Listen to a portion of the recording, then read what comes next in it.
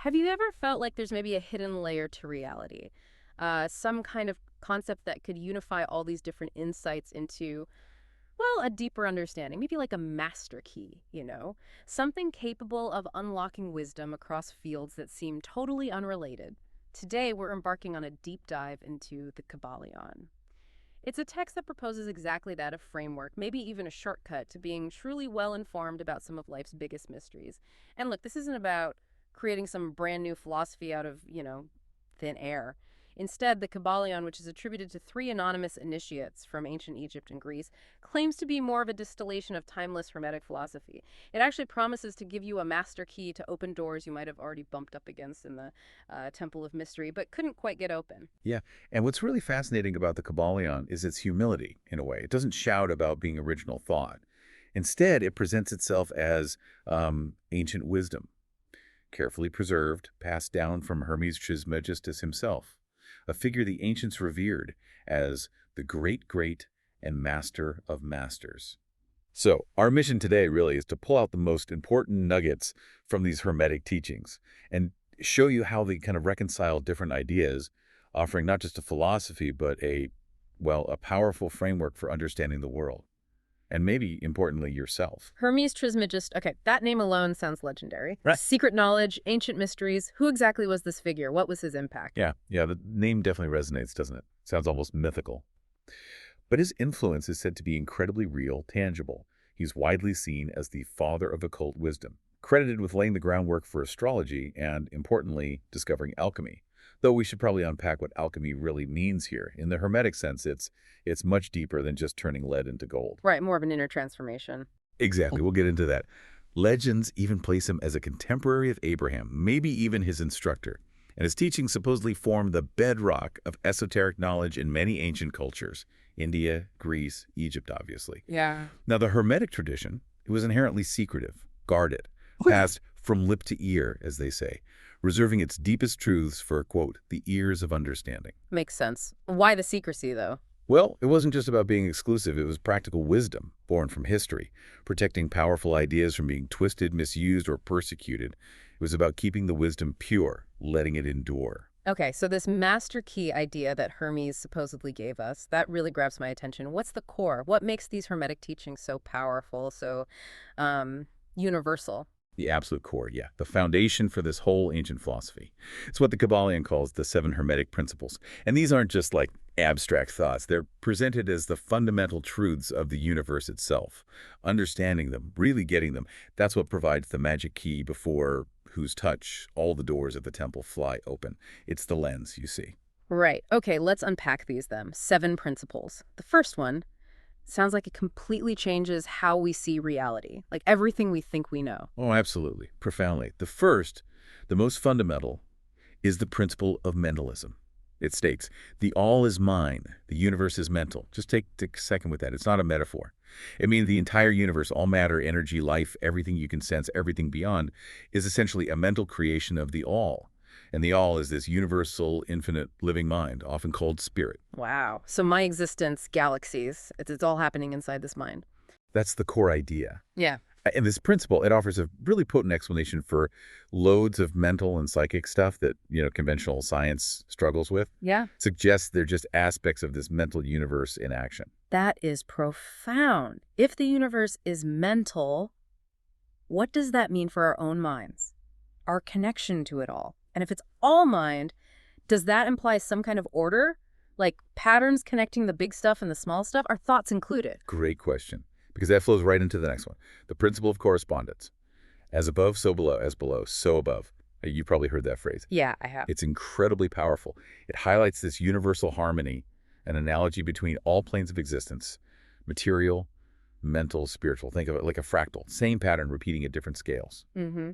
This principle says the same underlying laws govern everything, from a tiny atom to a huge galaxy, and even the dynamics in your own mind or relationships. It's how we can reason from what we know to what we don't.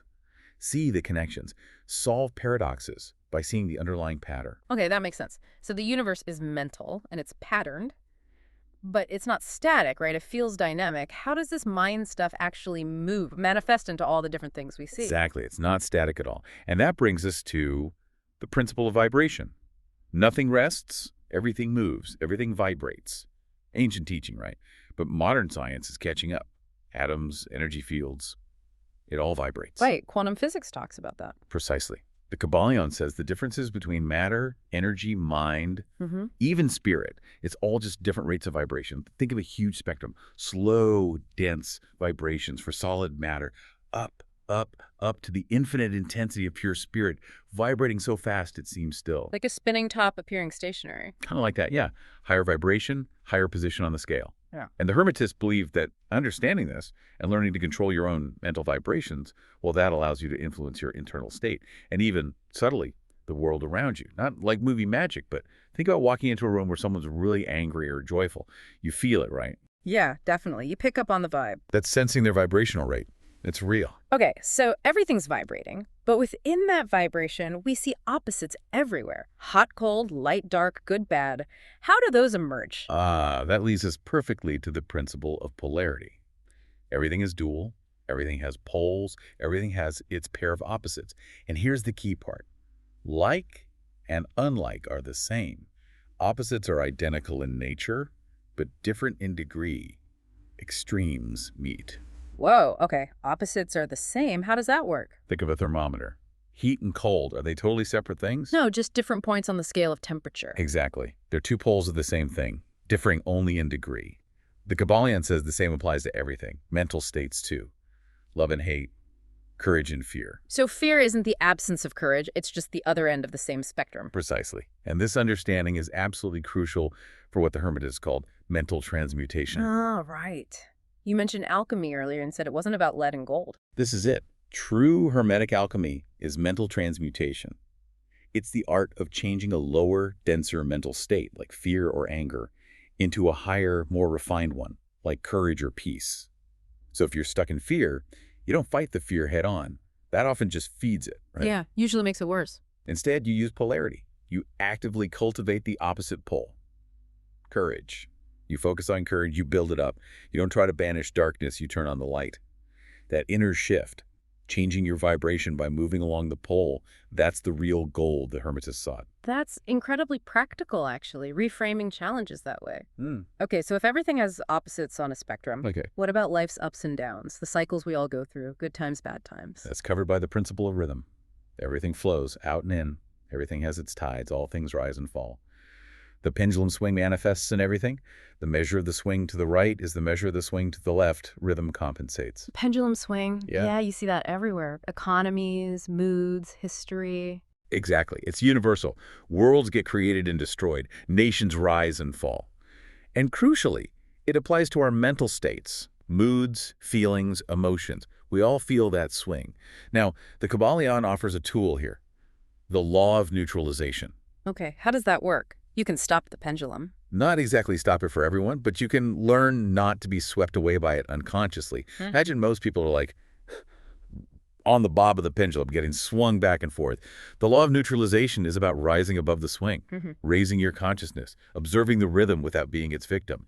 You use your will to maintain mental firmness, poise. You acknowledge the swing happening below you, but you don't get carried away. Sort of like finding the calm eye in the storm. A good analogy, yeah. Yeah. And there's also the law of compensation tied into this. It suggests things balance out. Our capacity for pain and pleasure is linked. A big swing one way often compensates for a past or future swing the other way, maybe even across lifetimes, according to the text. That raises a huge question, though. If everything follows these laws, rhythm, polarity, cause and effect, where does free will fit in? Are we just puppets of these cosmic laws, effects of some cause we don't even see? That's the million-dollar question, isn't it? And it leads straight to the principle of cause and effect. Every cause has its effect. Every effect has its cause. Everything happens according to law. Chance is but a name for law not recognized. No such thing as chance. Just laws we don't understand yet. That's the Hermetic view, yes. What seems random is just a cause operating on a plane we can't perceive. But here's the empowering part. While many people are, as the Kybalion puts it, like pawns on a chessboard, pushed around by environment, genetics, the will of others, the masters, by understanding these principles and raising their consciousness, learn to become causers themselves. Ah, so they move from being an effect to being a cause. Exactly. They learn to use the principle rather than being used by it. They operate from a higher plane of causation, influencing their own lives and circumstances while still respecting the overall law. They become conscious players in the game, not just pieces moved around the board. Okay, that's fascinating. Agency within the law. We've covered the mental nature, patterns, vibration, opposites, rhythm, cause and effect. Is there a principle about, well, about creation itself, how things generate, not just cosmically, but even within us? Yes, absolutely. And that's the principle of gender. Gender is in everything. Everything has its masculine and feminine principles. Gender manifests on all planes. Now, it's really important here. This is not about physical sex. That's just one manifestation on the physical plane. Right. So what does gender mean here then? It refers to the universal principles of generation, creation, bringing things into being. You see it everywhere. Even down at the subatomic level, science talks about positive and negative charges. Yeah, protons, electrons. The Hermetists identified those as expressions of the masculine and feminine principles. The masculine principle is the active, projecting, directing force. Think of it as the will. The feminine principle is the receptive, nurturing, generating force. The imagination or the mental womb where ideas gestate. Neither can create alone. They need each other.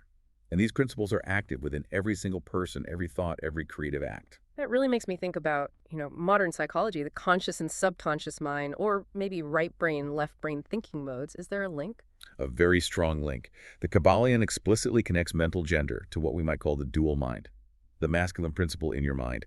That corresponds to your conscious awareness, your I, your active directing will, the part that says, I will do this, the feminine principle. That corresponds to your me, the subjective receptive mind. The fertile mental womb that takes the seeds from the will and generates thoughts, ideas, feelings, and ultimately conditions. Wow. Okay. And the powerful insight is that effective, intentional people consciously use their masculine will, their I, to deliberately impress ideas upon and energize their feminine principle, their me. They direct their subconscious to generate desired thoughts, feelings, and outcomes. So it's like consciously planting seeds in the fertile ground of the subconscious. Exactly. And this, according to the text, is the underlying mechanism behind things like focused intention, creative visualization, even phenomena like telepathy or hypnosis, where the directed masculine will of one person can impress a thought seed onto the receptive feminine principle of another. It's about consciously working with your inner creative forces. Okay, this is deep. So if the universe is mental, a creation in this infinite mind, governed by these principles, does that mean our reality is, well, just an illusion, like not real? That sounds like a paradox.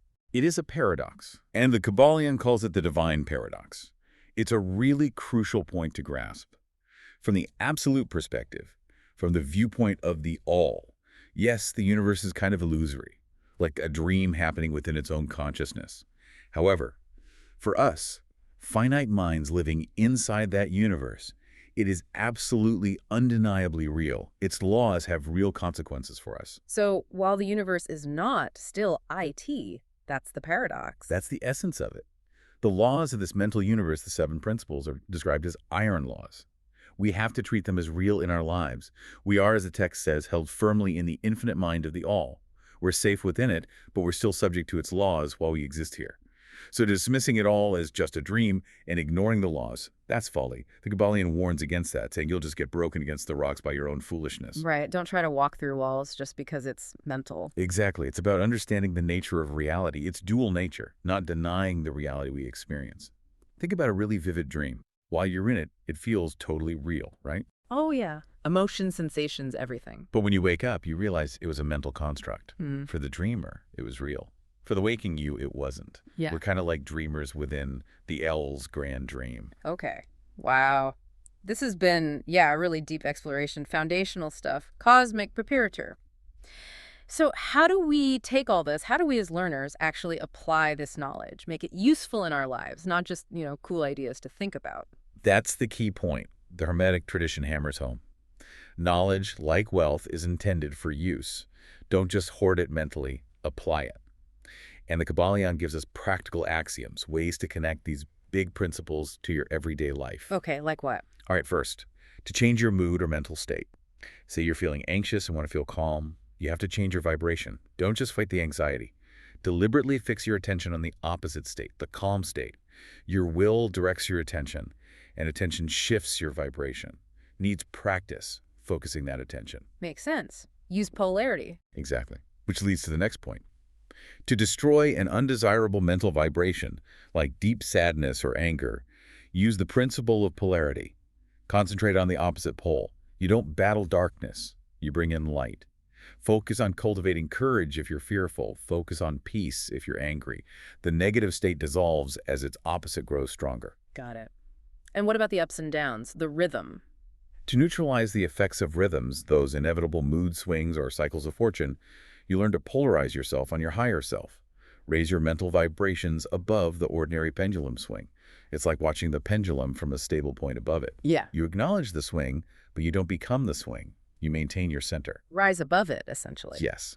And by practicing polarization and neutralization, you consciously rise to a higher plane of causation.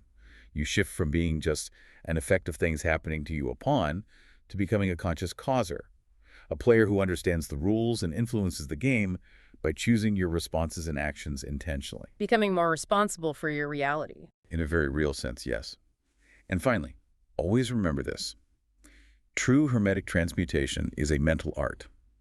Because the universe is mental, your mind is the highest power you have to affect its phenomena.